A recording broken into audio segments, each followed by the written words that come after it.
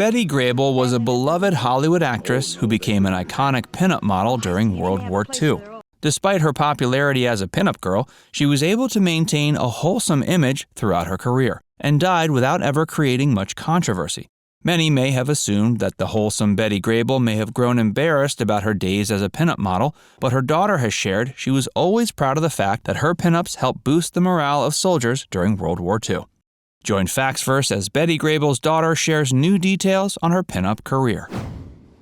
Betty Grable was born on December 18, 1916, in St. Louis. Her father was a stockbroker and mother was a failed entertainer. These failed dreams of stardom made Betty's mother push her to become a star. Her parents separated when she was young, and her mother moved her out to California in the hopes of finding her a career as a child star. Betty's mother had a solid plan for pushing her daughter into fame, which included intensive training as a dancer. This started when Betty was 3. Before her and her mother's move to California, Betty had become enrolled in a prestigious institution called Clark's Dancing School when she was only 3. She had been enrolled at the behest of her mother, who was determined to make her a star. While training at Clark's Dancing School, Betty was trained in both tap dancing and ballet. She took this experience with her to California.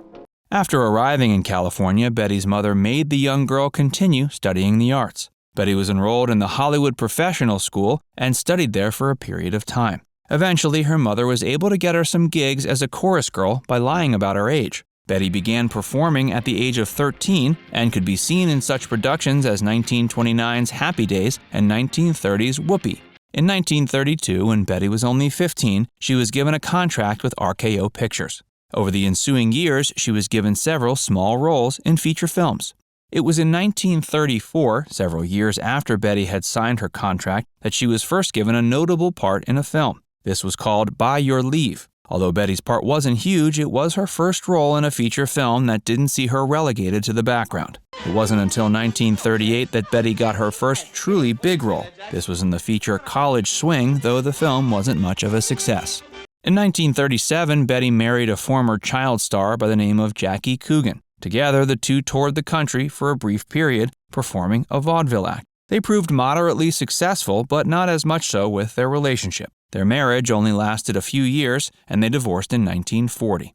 Betty may have felt her career was over after divorcing from her first husband, having failed to find much success during her time in Hollywood and no longer having a vaudeville partner to tour with. But her brightest days were still ahead. Her breakout turn came in the 1940 feature Down Argentine Way, in which Betty was cast as Glenda Crawford. The role cemented Betty's star status once and for all, and she further capitalized on the attention it brought her with equally successful turns in subsequent features like Sweet Rosie O'Grady and Coney Island, both premiering in 1943. By the time World War II came around, Betty Grable was a legitimate superstar on cinema screens. But the war saw her become something else entirely. She famously posed for a pinup that was officially sanctioned by the military, and this wound up in the hands of nearly every soldier who fought during the war. She also took it upon herself to entertain the troops in other ways, including by returning every one of their fan letters. Hey, if you're enjoying this video so far, be sure to give it a like, and subscribe to FactsVerse for more. While many may have assumed that Betty Grable becoming a pinup model during the height of her career would have hurt her wholesome image, her patriotism only made her that much more of a role model in the eyes of the public. Betty came out of World War II a bigger star than ever, and she had the cash to show for it. According to statistics, Betty was the highest paid performer in the country in the days after the war, with her said to have been making a sum of $300,000 a year. Betty was such a bankable superstar that 20th Century Fox was famously allowed to insure the actress's legs for the sum of $1 million. Betty had starred in a film called $1 Million Legs alongside then-husband Jackie Coogan in 1939, and that name proved prophetic a decade later. The actress continued to be majorly successful in Hollywood until the 50s. Her last feature film was 1955's How to Be Very, Very Popular.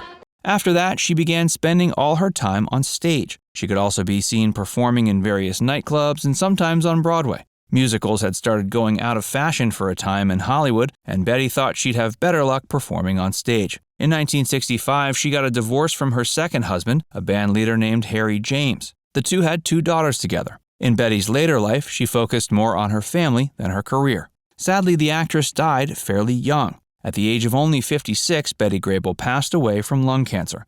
This was on July 2, 1973. To this day, the actress is warmly remembered for her wholesome presence on the screen and her iconic World War II pinup.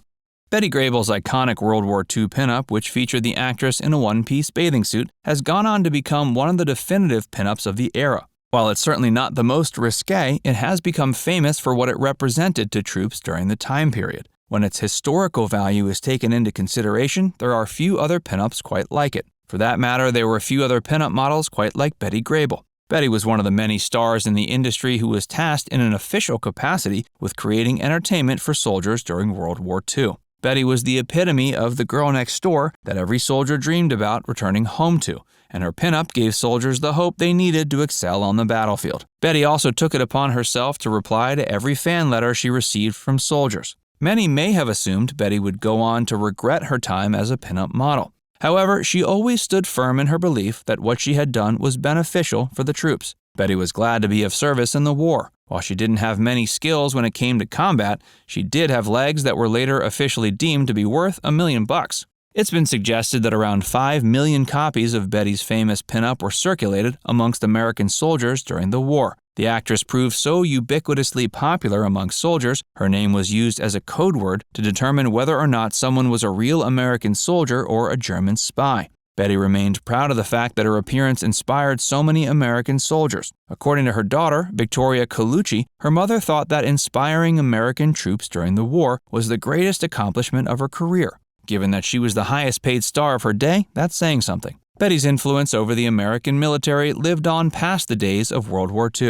In 1953, America was conducting atomic bomb tests in the deserts of Nevada. One of the bombs set off during these tests was dubbed Grable, named after Betty Grable herself. Now it's time to hear from you. Did you know Betty Grable responded to every fan letter sent to her by soldiers during the war? Let us know in the comments section below. And before you go, make sure you give this video a like and subscribe to Facts First if you haven't already. Click the bell icon to stay updated on all our latest content.